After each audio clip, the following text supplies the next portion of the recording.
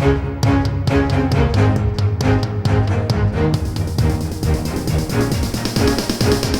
is the Washington Times front page for Monday, June 1st, 2021. Thanks for starting your week and month with us. I'm George Gerbo.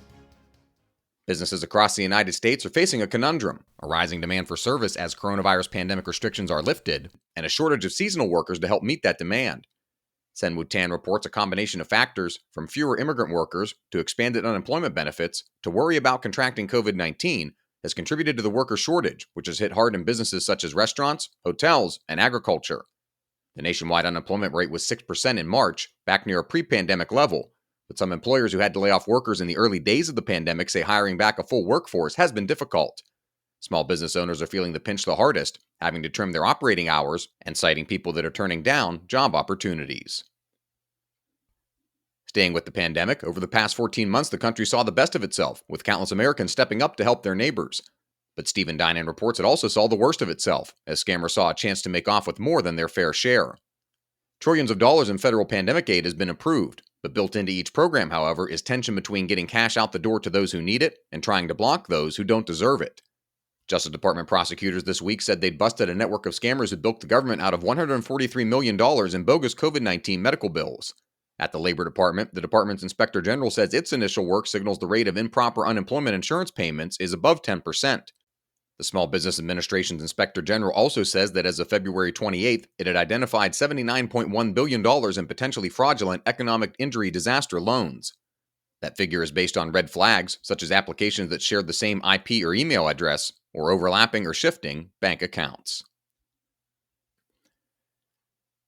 In Virginia, this year's gubernatorial election in the Old Dominion will be the first test of whether Republicans can improve their standing among suburban voters now that former President Trump is out of office.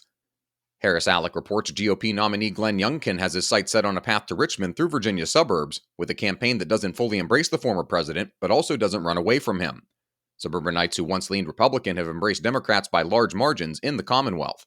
He'll likely face former Governor Terry McAuliffe, the favorite in next week's Democratic primary.